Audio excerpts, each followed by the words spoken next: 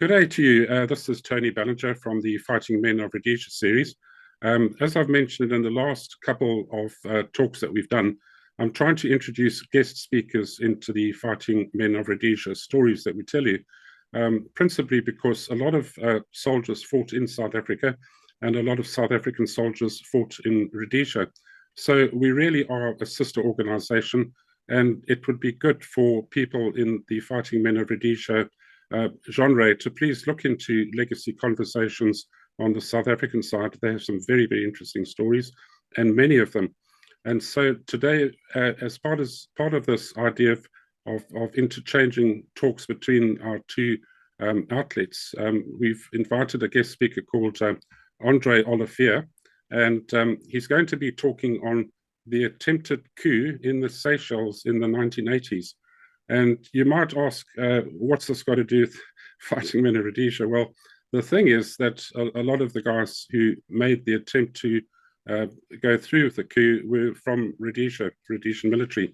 So really, it is a legitimate tie into what we do for Fighting Men of Rhodesia talks. So, Andre, it's lovely to meet you in the flesh, so to speak. Thanks to Koos Kotze for introducing you to me. And I just want to say I have a high esteem and regard for the South African military fraternity, and you know, I think all of my colleagues feel exactly the same. High respect. I've listened to a lot of messages where guys have spoken on Fighting Men of Rhodesia of the bravery and aggressiveness of the South African soldiers, and I just want to say thank you for coming along, and please carry on with your story. Just tell us who you are, where you come from, and take it from there. Tony, well, from my side as well, thank you. This is indeed a privilege and an honor, and I share your sentiments in terms of the respect towards each other and the sterling job that was done under the circumstances, in the geopolitical arena at that point in time. It's always very important to take cognizance of the time period and what the geopolitical position in the world was. And then to your viewers and to all the veterans that are going to be viewing this, thank you very much for this opportunity. I salute you, Tony, and the Fighting Men of Rhodesia. I have the greatest of respect for you, and thank you very much. Well, my background, basically, directly from school, I joined the then railway police, Tony, as one of the 3 statutory forces in South Africa. And so that was directly after school. And later on, I became a self-defense instructor in the police college. I'm a black belt 3rd Dan in jiu-jitsu. And then in 1980, I was selected via the Military Psychological Institute to go to Israel for counterinsurgency training, but in the urban area and arena, because the war was shifting from the rural area to the urban. We started to find aircraft hijacks, boat hijacks, bus hijacks, and I'll go into more detail a little bit later on.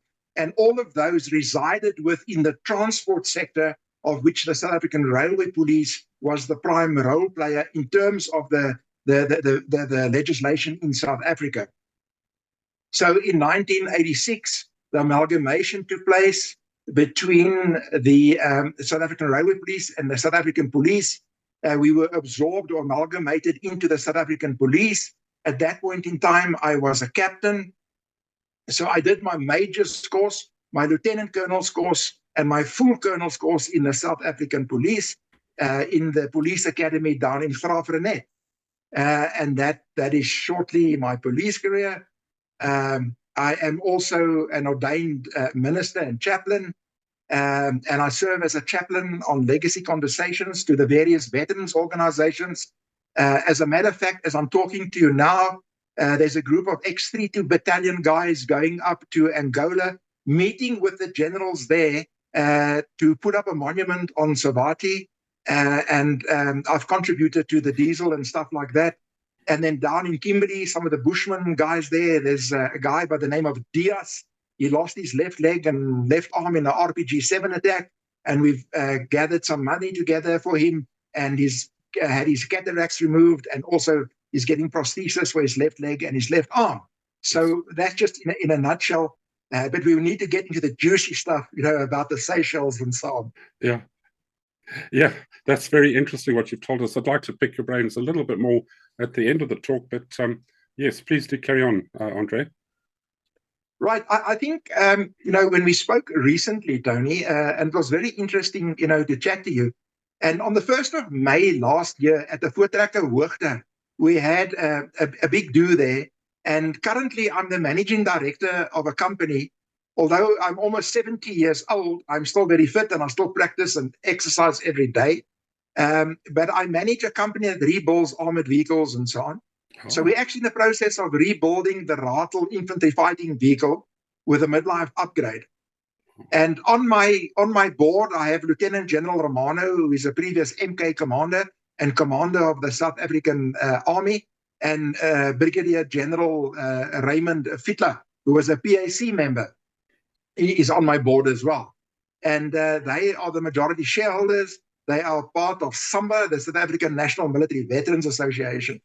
So I'm still very much involved on a daily basis. So on the 1st of May, only last year, at the Voortrekker Hoogte, I had some time to walk around and to go and visit the Coup monument.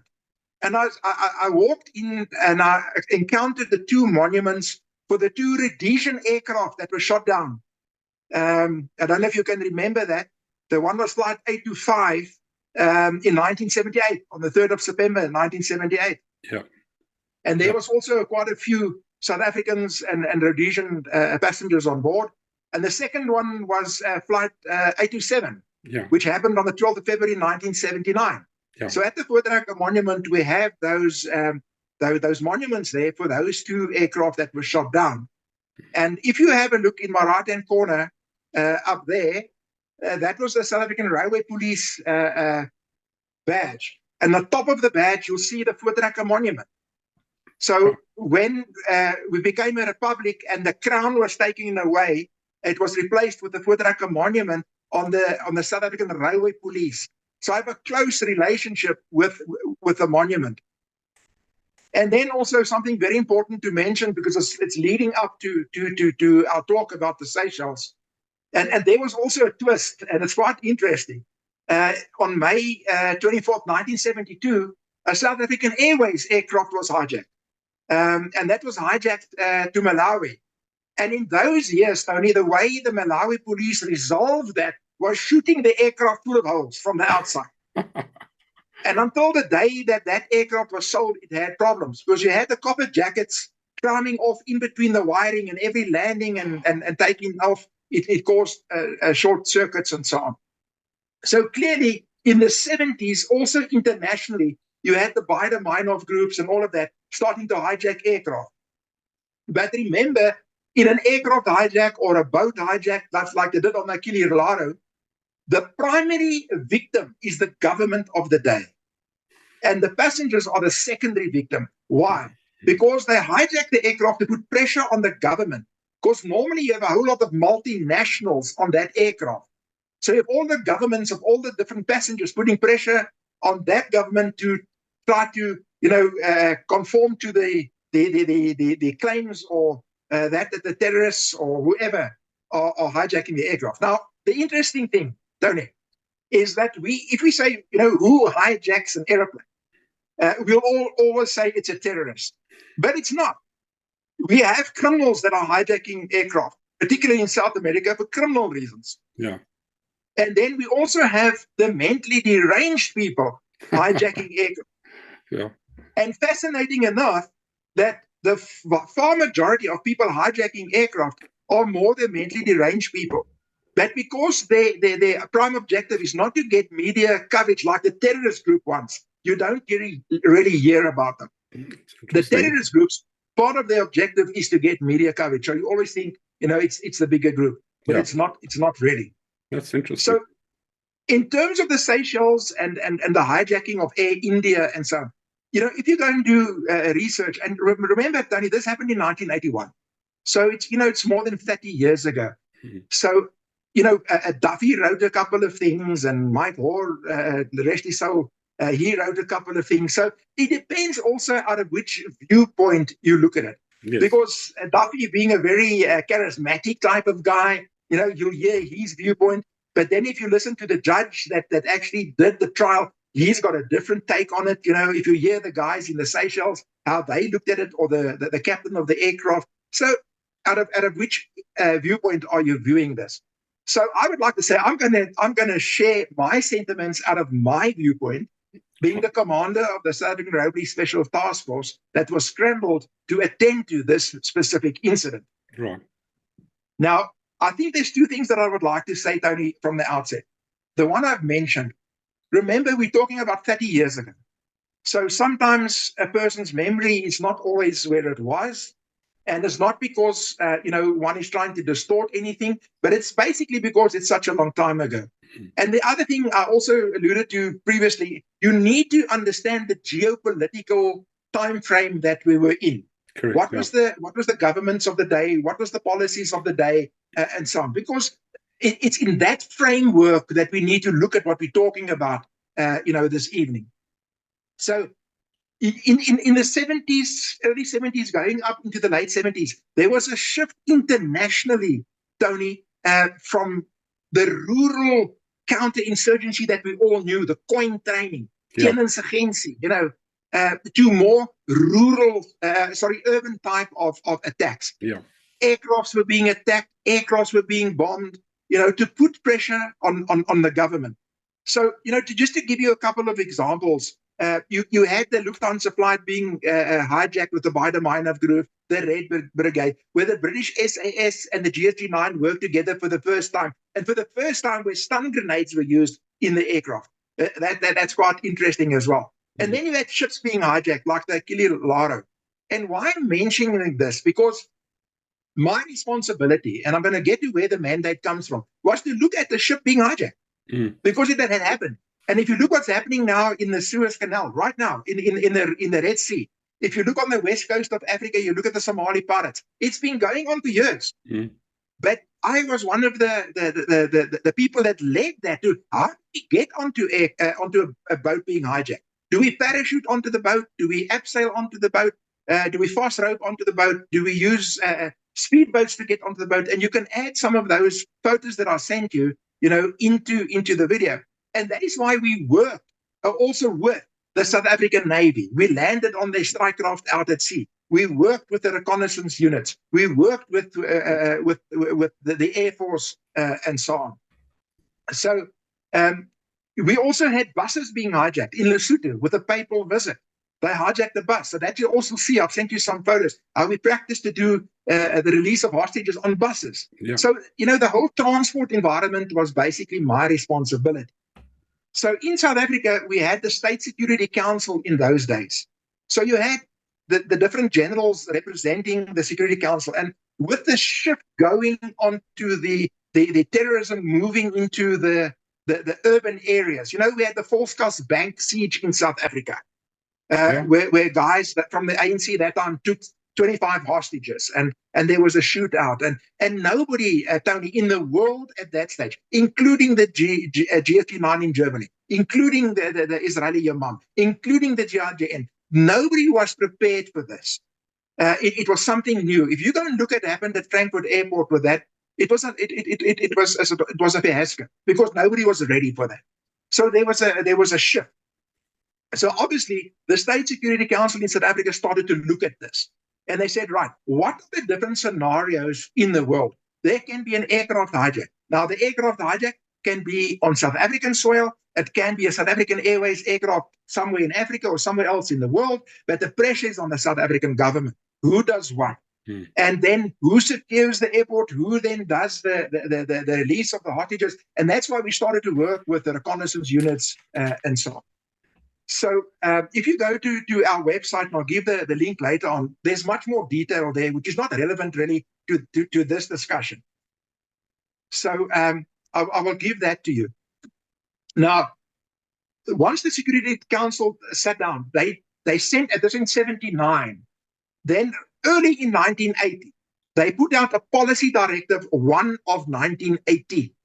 This policy directive from government said that there are basically three statutory forces in South Africa. One, the South African National Defence Force, or in those days, the South African Defence Force, the South African Police, and the South African Railway Police.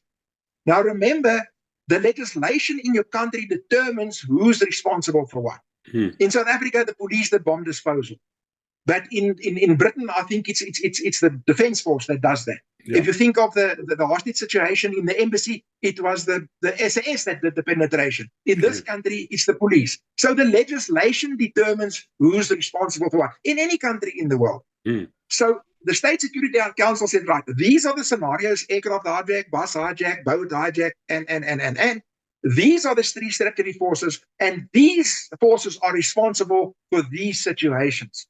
And that policy directive was signed off by the Cabinet or the State Security Council. It was signed by the Chief of the South African Defence Force, the Commissioner of the South African Police, and the Commissioner of the South African Railway Police. Right. Now, how do we do this training? Where do we obtain this training? Who has done some progress on this type of training somewhere in the world? But somebody that is positive to South Africa, because remember, we were under sanctions in those years. Yeah. That's why I said the geopolitical time was very important. So the Railway Police said, right, let's start with a selection process, because who do we take? And we used the Military Psychological Institute. I think it was a Major Steve Renikel, if I can still remember. Although I'm 70 years old, I think my memory is still fine. And we went through a selection process and so on. So we were two officers that were selected. It was Captain Ali Jooste at that stage, and I was lieutenant. So we were selected, and off we went to Israel, to the Yamam. Now, maybe just a little side note. The night we had to leave, the flight was full. Now, in 1980, it was June 1980. I'd never flown in my life. I kom af die plaas. So I've never flown in my life. The only place on that aircraft was first class. Not business class, first class. Yeah. Now, because we were Railway Police, we resorted under the Minister of Transport. We got 2 first-class tickets on South African Airways flying to Israel. What a pleasure. Fantastic. But I can tell you, Tony, when we hit the ground at Ben Gurion Airport, everything changed. Nothing was first class. Wow. I bet. So we landed in Israel about June 1980 with the Yamam. It's their border police. And we started our training. Now, being a black belt, third dan in jiu-jitsu, they immediately saw there's nothing really that they could teach us as far as that was concerned. So we focused more on other stuff, Tony. And as far back as 1980, they had a thing which they called a killing house with a video shooting program.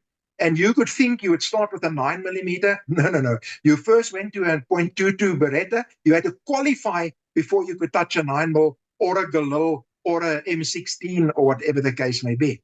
And I at that stage, and even now, I'm not very good with Hebrew.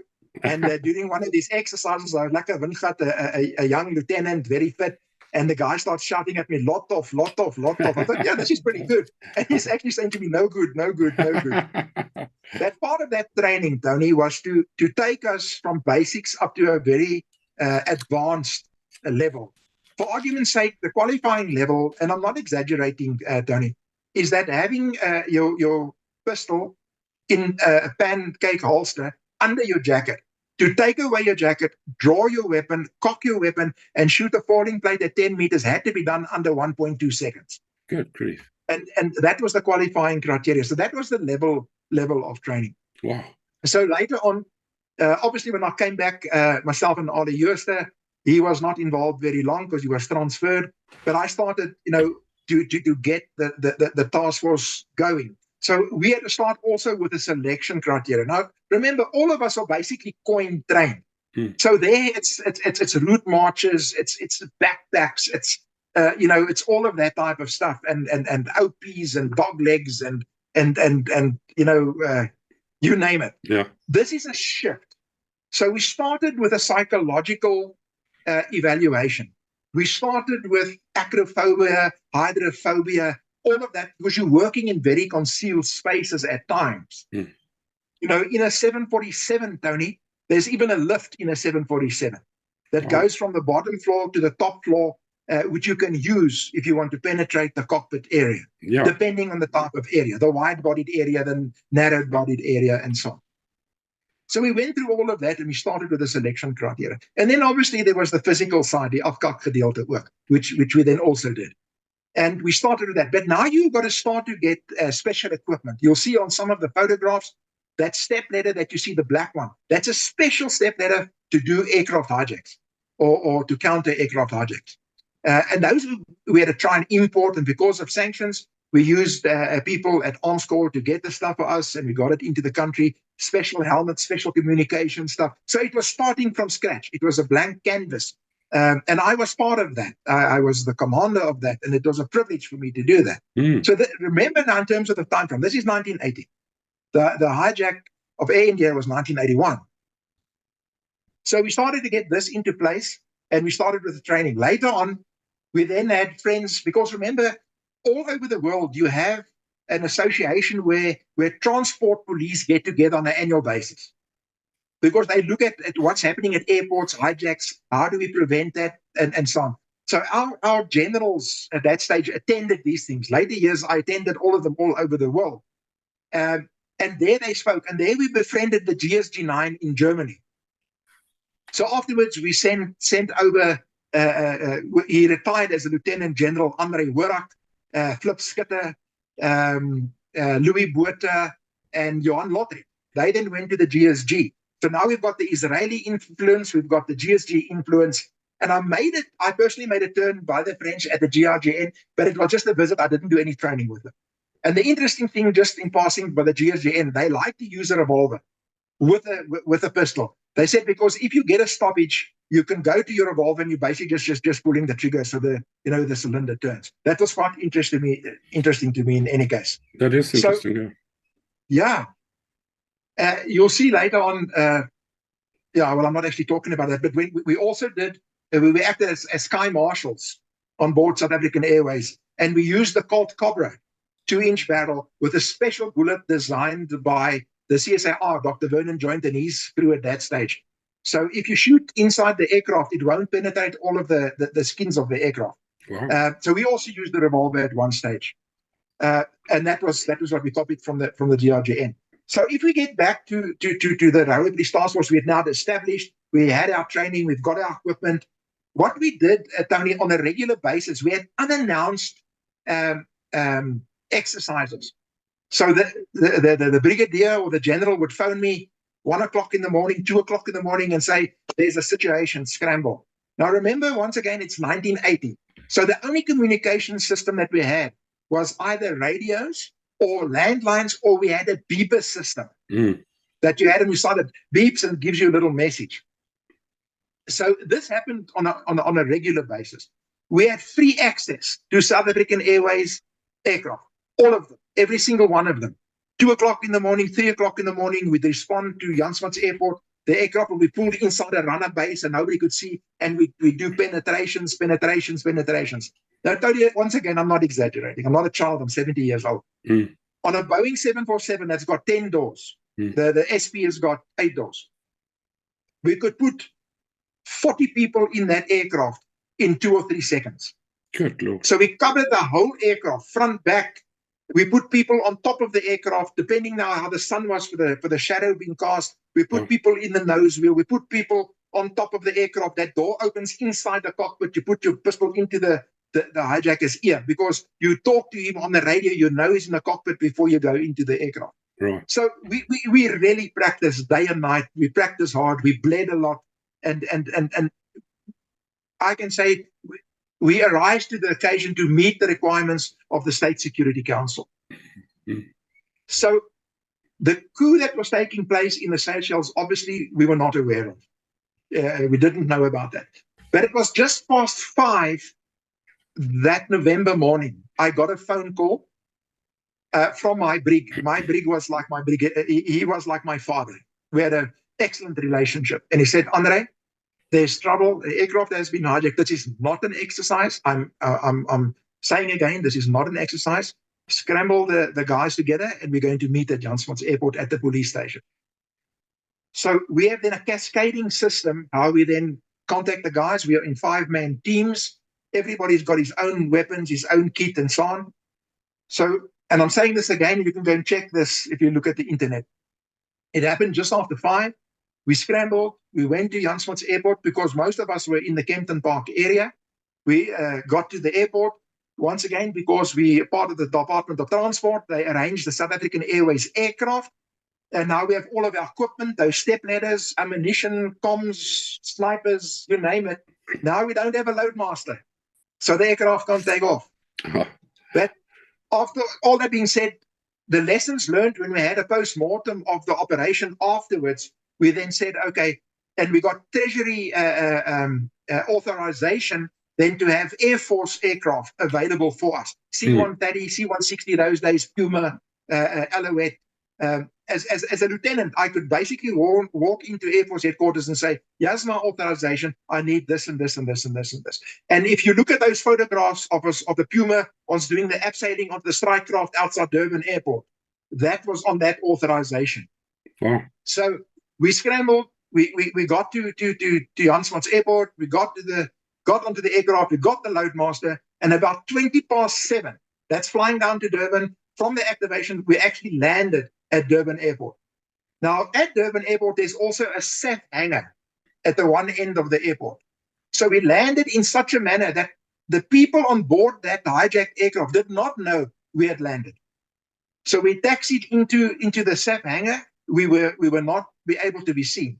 So in this time frame, the railway police also had a security branch. And the guy in charge there at that stage was a Colonel Moni Maton. He was then doing the negotiations. And Mr. Duffy, being the flamboyant self, he was doing all the talking on behalf of the guys, on the aircraft. Yeah. And the first thing that they wanted was obviously a doctor and morphine and so on, because one of the guys was wounded on board the aircraft. Now, as we were flying down, we were having comms in the cockpit of the airplane to the tower in Durban, and the commissioner of the Railway Police, General Vasagi, and myself and a couple of other officers were getting information on the trot as we were going. And we were getting feedback, and we were starting to get the feeling at that stage, there's something, that's not really, it's not really the characteristic, not the MO, the modus operandi of a genuine hijacking. Yeah. Because, we were hearing there was 20 people, 25 people, being the baddies on the aircraft, and this doesn't happen, so because we do case studies. Every hijack in the world we study. Every boat hijack in the world we study. We have an acronym, KNOW, K-N-O-W, kind, number, objectives, weapons, where to fire. Because you've got to fight fire with fire. If you can't take a knife to a gunfight. So if a guy's got an AK, you also at least got to take something similar to that. You can't go there with a police baton type of thing, Yeah. So we really did a lot of research. So we were getting updates as we landed. So having landed then at the airport, we went to the SAF area and we were updated all of the time. And we then heard from the negotiators, they are prepared to let the passengers off of the aircraft. So that is why you'll see on some of the photos, you see, we didn't take up a strategic position to storm the aircraft because that's a completely different strategy. We then just surrounded the aircraft, and then the passengers came out. Obviously, you have to search the passengers because you don't know who's in between these passengers. Remember, we're still trying to suss out the situation. We don't know what's going on. We put them into the bus, and we then took them to the terminal area. It was then arranged that all of the weapons that was on board the aircraft will be put in the aisle of the aircraft and be covered with a blanket. So then eventually through the negotiations, now remember, I'm not privy to the negotiations, but what I have done is now I've deployed snipers around the aircraft to act as observation posts, feeding information to me, and see if that's correlating with the information that I'm getting from the hostage negotiator. Now, the interesting thing, Tony, and this is extremely interesting, some of the guys flew from Swaziland to the Seychelles. The aircraft that they flew on was a Royal Swazi Fokker Friendship aircraft. Now, that aircraft was shot full of holes during this whole shootout on the airport. But that same aircraft was hijacked in 1993. to Jan Smuts Airport. That same Fokker French. And one of the hostesses was the same hostess that was there in the Seychelles. Oh, gee. Now, at that stage, the amalgamation had taken place. I was a full colonel, but I was the hostage negotiator on duty. I was in church, and I received a message. There's a situation. So I handled that whole hostage situation of that same Royal Swati aircraft being hijacked to Jan Smuts Airport. Good. And that guy smuggled an AKM in a dog food onto the aircraft, and he wanted to fly to Australia. Obviously, the aircraft can't make it there. He shot holes with the AK through the aircraft roof. He forced the aircraft to take off. I talked him down again, and eventually we had to take him out, and he was shot in the head. And the 9mm ran around his skull. It didn't penetrate his skull, so he was knocked out, and I ended up giving evidence in that case and that as well. So, just for interest sake, that was the Royal Swazi aircraft that was on the ground during the Seychelles coup. So it was not the 707. The 707 that landed at Durban Airport was an Air India aircraft, and that was the one that was then hijacked. And I have to use the word hijack because Duffy and Mike Moore said no, they didn't hijack the aircraft, but that's not what the court found. The Supreme Court in Freedom of Randstad said the aircraft was hijacked, it was under duress. That's what I said in the beginning, Tony. Under whose viewpoint do you listen to the story? So what had happened now, the people were on the Seychelles, they were discovered, AK was found in one of the bags. Immediately one of the guys was shot through the heart and he was killed. But he was loaded later on into the cargo hold of the Air India 707. And when we actually took the guys and the weapons off of the aircraft, which we'll go into more detail, we took his body out of the cargo hold into the C-130 of South African Airways when we flew them up, South African Air Force when we flew them up to Pretoria. Right. So while the coup was taking place, they did not know that there was 200 Tanzanian soldiers in a base near the airport. And this is where they picked up most of their resistance. So some of the people had already cleared customs with their firearms. And one guy was then found with his firearm. And that is when all hell broke loose inside the airport. And there was massive firefight between the 200 Tanzanians. They sent also 2 armored vehicles, the one which the guys took out with a Molotov cocktail, and so on. Yep. So they then took control of the control tower. And one of the guys, I think, was a chopper pilot, so he knew how to talk to aircraft and stuff like that. Actually damaged the flaps of the 707 against the military vehicle. So he landed, and then there was a lot of discussions, between Duffy and then the captain of the aircraft, and they decided then this is the way out from the Seychelles. So I think there were about 45 of them. With the dead person, 5 stayed behind that were wounded and were captured. So there were 45 of them on the aircraft.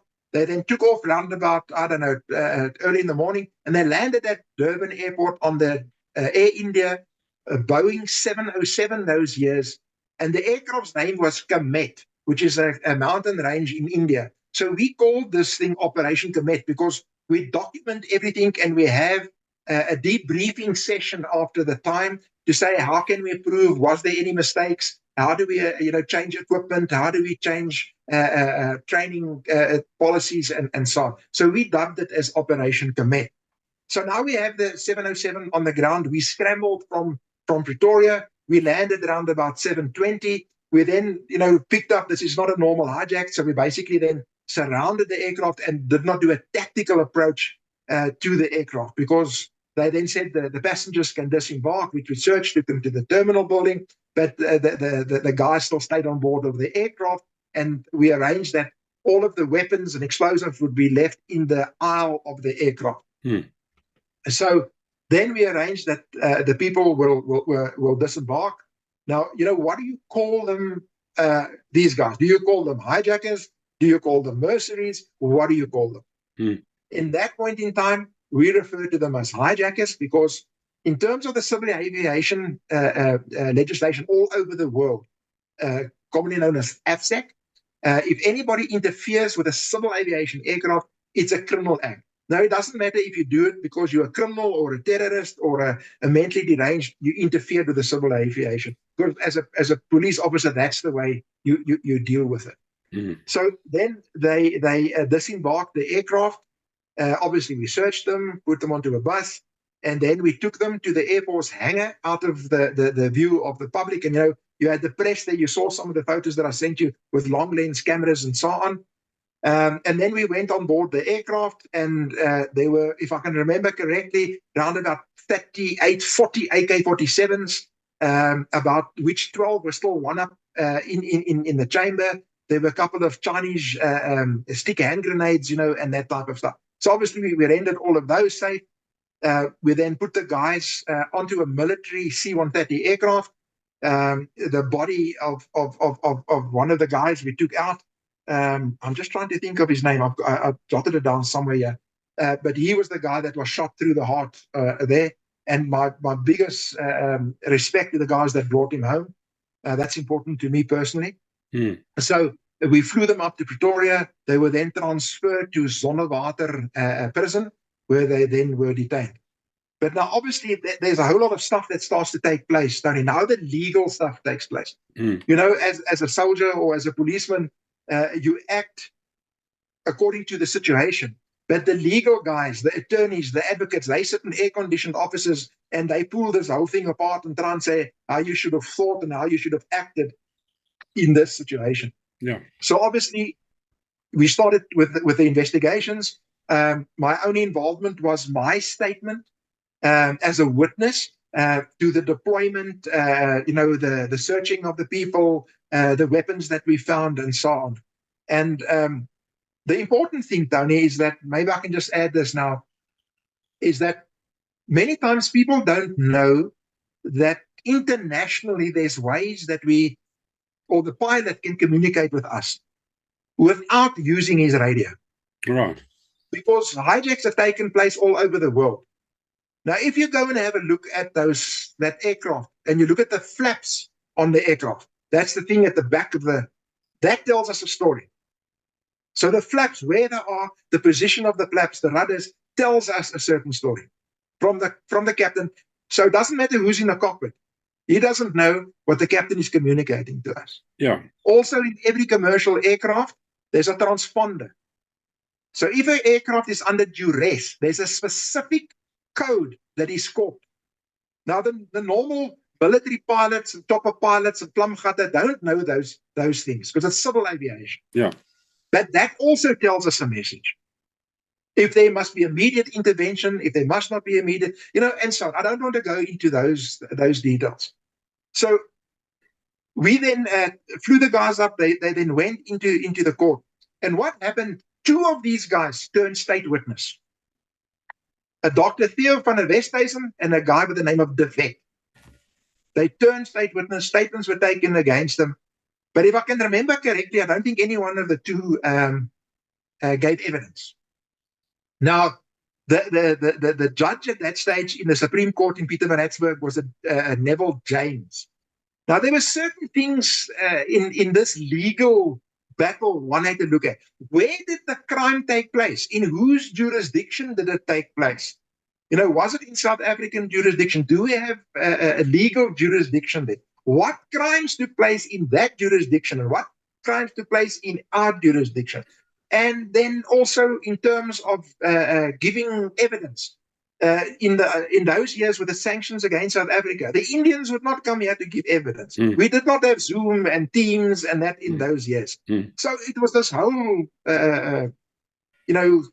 conglomerate of stuff that the court had to look at. Could the people fly to the Seychelles and take the evidence there and whatever? So this took some time. Eventually, the court case then started, and there were then 43 people on trial, and there were about 5 or 6 charges. Like hijacking an aircraft, being in possession of firearms and ammunition and explosives, and so on. So some of the guys were found guilty on some of the charges, and some of the other guys were not found guilty, but found guilty on other charges.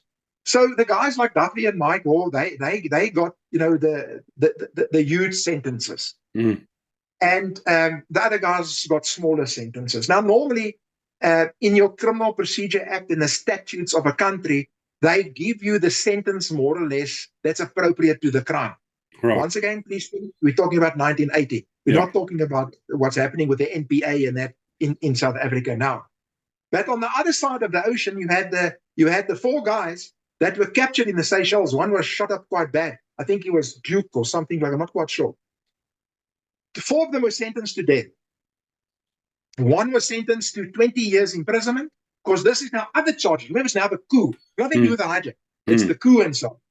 And then I don't know if it was Mike Hall's girlfriend or Duffy's girlfriend. She was deported. Now, here comes the story. When the Truth and Reconciliation Committee started, it was acknowledged that South Africa had something to do with this coup.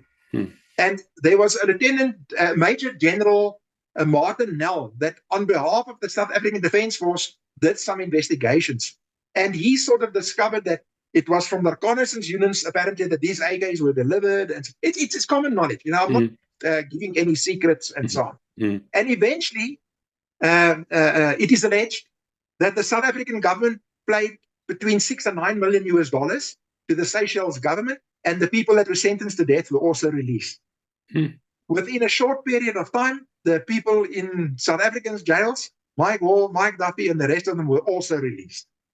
And they did not serve out their full sentences. So if one wants to go onto the webpage and go look at the Truth and Reconciliation process in South Africa, a lot of this stuff comes up. And Minister Pik Botha at that stage played a prominent role as the Minister of Foreign Affairs and so on. And that's basically, in short, Tony, the Seychelles things and the spin on that. Andre, the fact that these guys were released so quickly with South Africa's input, would it indicate that South Africa had a part to play in the coup in the first place? Tony, look, if I answer your question, it's going to be speculation. I have no hard evidence. But being I have a legal qualification, right, and I also have 2 degrees in theology as well. If I look at this thing holistically, and I look at how the hijack was handled, I look at what Duffy said, that it was not really a hijack. During the flight, they actually offered to pay for the drinks. You know, what hijacker does that? So if I take all of these things into consideration and the allegations that the South African Defence Force paid between $6 and $9 million to have the people released that were sentenced to death, I look at the Truth and Reconciliation, I looked at the people that were released earlier, I think there could have definitely been some or other form of collaboration with this operation. I can't say for sure, Tony. For those people, including myself, who looked at this thing many years ago and have forgotten the details, what was the coup about? Who inspired it? Why did they want to do it? Who were the people they were overthrowing? What was the end goal? And how did that come to the attention of the guys that took part of the coup? Tony, that was never really part of the court case and the hijack. But obviously, because we did some research into this, what I discovered, that Michael, obviously being a legend, commanding 4 Commando and 5 Commando, and then you have a look at his selection of people. They comprised of Rhodesians, they comprised of South African Special Forces guys, and some of the Congolese guys. And as a result of some of the successes that Mike Hall achieved up in the Congo, that he was promoted to Lieutenant Colonel and so on. So I think that the whole thing was that some of the locals in the Seychelles contacted him as a mercenary to overthrow the government, and they did the planning to go and do this. Now, I don't have any information to say other than this, Tony. You will recall that I said that there's a difference, and there was a difference between urban fighting and rural fighting. The equipment differs, the mythology differs, and so on. And I personally feel that if you had maybe a different leader, maybe it could have gone differently. I don't know. I'm not here to bang anybody. But I've done a couple of case studies of several things, even amongst our own troops. I've met Wynand de Tooy, and if you go and have a look at that thing when he was captured for 2 years and what have you, I don't think he was the right guy to command that group. That's my personal opinion. And I could be wrong, and I'm not banging anybody. I'm saying this from my own subjective perspective. Because it's horses for courses, Tony. You can buy a brand new Mercedes-Benz, brilliant vehicle, but you can't go and plow with it. It's not attractive. Absolutely. Yeah, I think, am I correct in saying that the whole thing really started to fall apart once they actually got off the aeroplane in the Seychelles? It was when they were going through customs and immigration.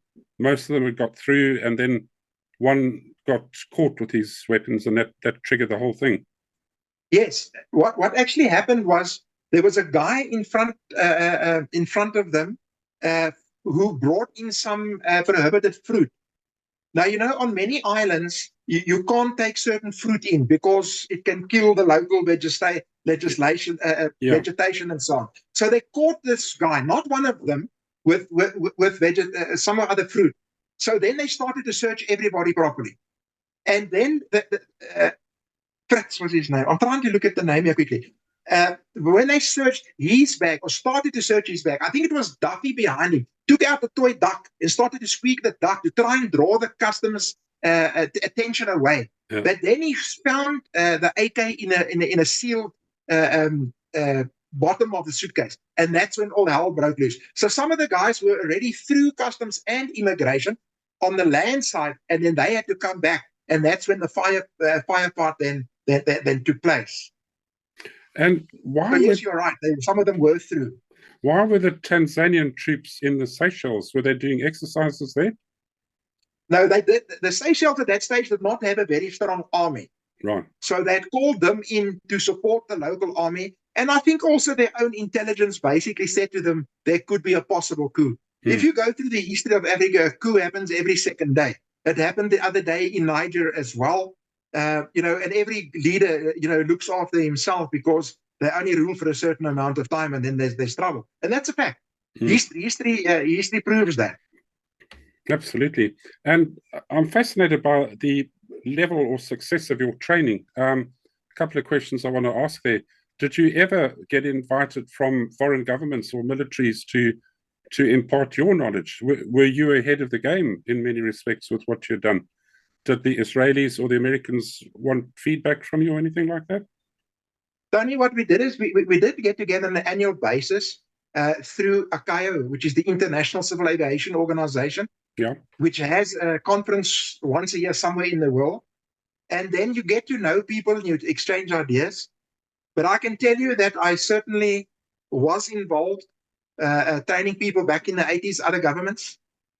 In South Africa as well, with the before 94, we had the different states in South Africa: Transkei, Ciskei, Botswana. I was seconded to the Ciskei police at that stage to train their special forces. I also did some training of some other countries, but I would not like to elaborate on that. And who spoke to the pilot when it landed in Durban? Was that you or somebody else? Or no, in that instance, it was Colonel Maton from our security branch. Okay. Remember, in the 80s, we didn't have hostage negotiators. Correct. Later on, we had hostage negotiators, of which I'm a trained hostage negotiator.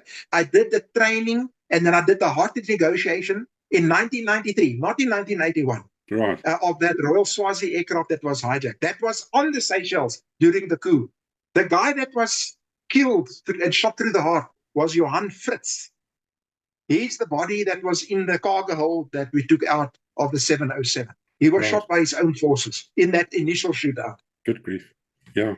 And Tommy, I'm curious really of how you do things in a practical way. How would you actually get into an aircraft that all the doors are closed, everything's shut down? How do you actually get those doors open and get in to attack the hijackers? All right. Like any armored vehicle or tank or aircraft, you have blind areas. Now, your blind area, obviously, on an aircraft is the back part of the aircraft, directly on the 6 o'clock of the aircraft. being the cockpit 12 o'clock on the 6 o'clock of the aircraft. But obviously, you need to look at where the sun is at that point in time, because you're going to have shadows being cast all the way up the left or the right flank of the aircraft. Mm-hmm. Every door on the aircraft has a 5-man team. Every door. Aircraft are divided up into narrow-bodied aircraft and broad-bodied aircraft. And then your doors open primarily 2 different ways. Your Airbus doors has a big handle that you pull up. The Boeings have a different type. So we trained on all of those doors. So what happens is you divide it up into a 5-man team. Every single man has a different role, a different firearm, and a different area of coverage in that aircraft. So the step ladders are put at a certain angle. Remember, the aircraft is now round. Yeah. So the people inside can't see below the aircraft. Correct. So the step ladder is put at a certain angle that the people inside can't see it. So then your people are climbing up onto the step ladder. There are 4 people on the step ladder. I've sent you photographs. Yeah. And each one has got a role and a task and a function. The 5th guy is on the floor, on the ground. He doesn't climb up. He's got a shotgun with a solid slug 12 gauge lead round. And that is that if somebody is taken out penetrating and there's somebody in the door from the ground, he can take the guy out with a shotgun. Right. When the people penetrate the aircraft, remember they're on the left and the right-hand side of the aircraft. Mm-hmm. So the distance that you're covering, when the guy enters, 2 guys turn left, 2 guys turn right. The other guy, so you're covering a very, very small area of the aircraft, left and right, from front to back. Right. So, as I said to you, in a 747 Boeing with 10 doors, we put 40 guys in that aircraft in about 2 seconds. Crumbs. And I'm not exaggerating. No, this is technology. And then we put somebody on the roof of the airplane who walks on the roof of the airplane to the 747. There's an escape hatch on the roof of the 747. When you open it, it falls into the cockpit. Right. So the guy is in the cockpit from the roof. Then at the nose wheel, there's a step ladder that climbs into the nose wheel, into the instrument panel. And then there's a door that opens there on the floor in the aircraft that you can enter the aircraft there as well. So it's, once again, it's horses for courses, Tony. Each and every situation you'll try and do differently. Yeah. One of the case studies that we did was the 777 Commando of Egypt. They tried to penetrate the aircraft without proper training. So they went into the cargo hatch and they put explosives onto the floor of the aircraft while they were still in the cargo hold, and they blew it, and that the whole floor of the aircraft fell onto the guys. Oh. Good grief. If you go onto the internet, you can go see Air France being hijacked. You can actually see the guys there. If you look at the British SAS that did the building, one of the embassies in London, you can start to see the tactics that become. It's not the rural tactics. Yeah. It's not the observation post. You're not using urban warfare. So also the selection process, Tony, differs. You can't use a guy who suffers from acrophobia and you want to push him into a little aircraft space, or you can't use a guy who suffers on heights. What is heights again? I know what you mean, but I some can't other think that. phobia. Okay, Yeah. not acrophobia. Yeah. But because he's walking on the roof of that jumbo, its stories high, and it's smooth. So that also tell you that the boots that we were using were special boots that we don't ram holes into the fuselage. We were using special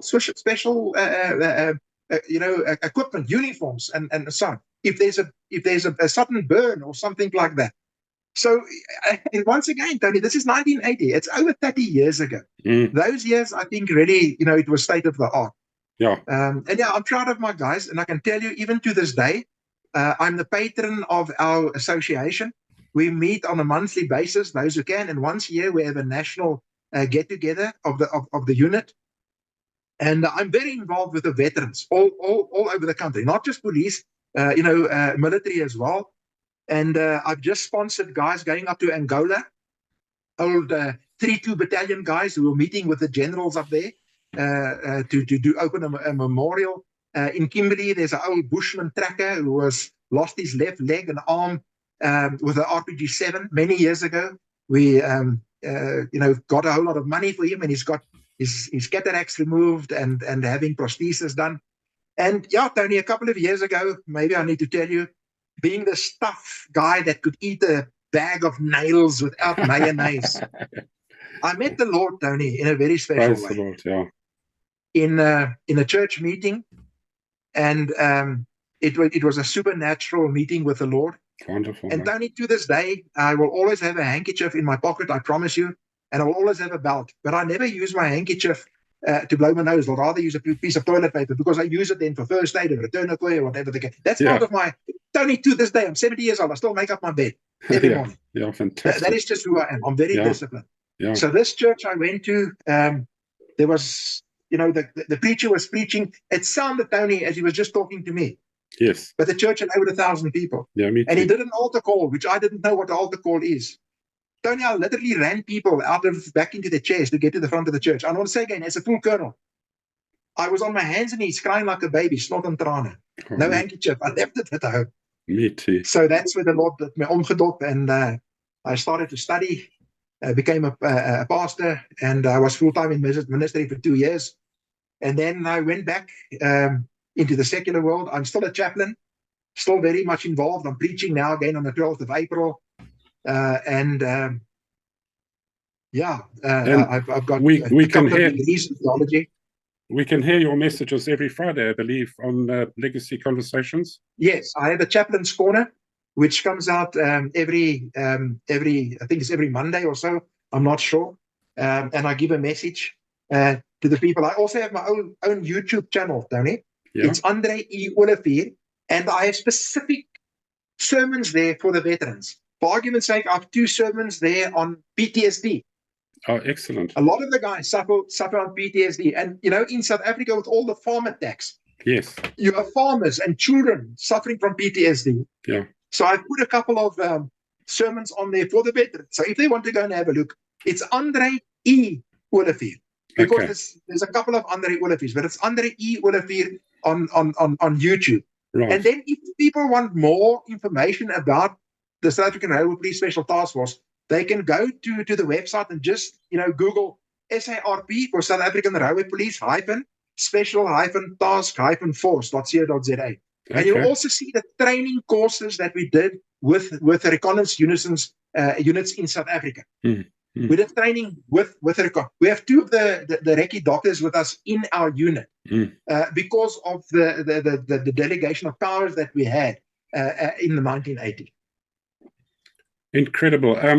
We've only got 8 minutes left on this section, so maybe we can close within this section on this subject. But when you were in the railway police, did you ever notice quite a lot of terrorists trying to get in the country on the railways or anything like that? Did you ever pick up an incursion or a sign of an increase of what's happening in the railway police? Tony, a lot of the guys actually used railway modes of transport. In those years, the railways had buses traveling all through Southern Africa. And some of our very well-known, let's call them then terrorists in that time of the year. Today, they are politicians and so on. They used to dress, one guy specifically, used to dress like a woman and get onto the bus.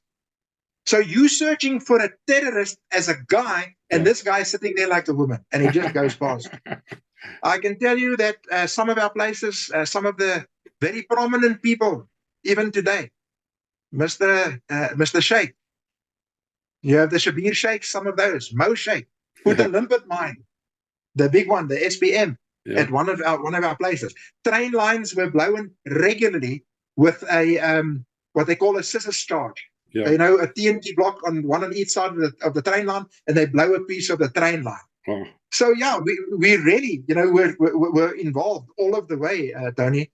And then the protection side as well. Remember, a lot of the troops going up to the border were using trains. Yeah. So we also did the protection. So the railway police designed an armored vehicle that could drive on the road, but also have wheels coming out that could drive on the train tracks. So we could go ahead and protect the troop trains and stuff like that. Also, what many people don't know, the South African Railway Police were deployed on the border because we were responsible for all of the logistic support. The railways were doing that. So we actually used the Army Buffels to do the convoy escorts in the operational area. So we were very much involved, but there's not much known about the Railway Police. We were a relatively small force, about 5,000, 6,000 people. And then once we amalgamated into the South African Police in 1986, many of our guys, I resigned in 1993 before the new government. I resigned. I would not have been able to fit in, definitely not. Because of discipline. As I say, I still make up my bed today. So if I tell a junior to do something and he doesn't do it, there'll be trouble, I promise you. So I resigned. But a lot of our guys went on to become generals. And I mean, I was speaking yesterday to a guy, ep248. He went on to be a major general. He was a sergeant by me in my unit. Whitey Boyson became a brigadier. He was a warrant officer by me in my unit. So had I stayed in the South African Police and I behaved myself and did not do something stupid, I most probably would have also become a general. I don't know. But to me, Tony, a title is like a piece of soap. The more you use it, the less it becomes. Absolutely. We are human beings. We all have a life. We have. Just in passing, my 9th grandchild was born yesterday. Good Lord. Praise the Lord. I'm blessed beyond description. Andre, it's been a fascinating talk. I could carry on forever. And I think Chris should actually talk to you about the Railway Police, because to me, as an outsider, the war was fought in Southwest Africa and it wasn't fought anywhere else. And I think that's entirely wrong. It's been a wonderful talk. For those of you who are listening into this talk, I'd like you to know that my next presentation will be from one of the guys who was on the actual attempted coup on the raid, Standish White. He's spoken already on Fighting Men in Rhodesia, but he's actually given me a written version of what happened, and I'm going to be reading it out and intermingling it with the video that he did on Fighting Men in Rhodesia. So that will give you a more intimate understanding of what Andre has just spoken about. But thanks again, Andre. It's been an absolute pleasure talking to you. And I wish you all the best, brother. And the Lord's on his way. So hallelujah. Amen. Blessing to you and to every viewer. Thank you. I really hope it goes well. And, if you could send me the link, I want to send it amongst our guys as well. Thank you very much. Absolutely. It'll be going to course as well. Thanks very much, Andre. It was a real great talk. Thank you. Bye-bye.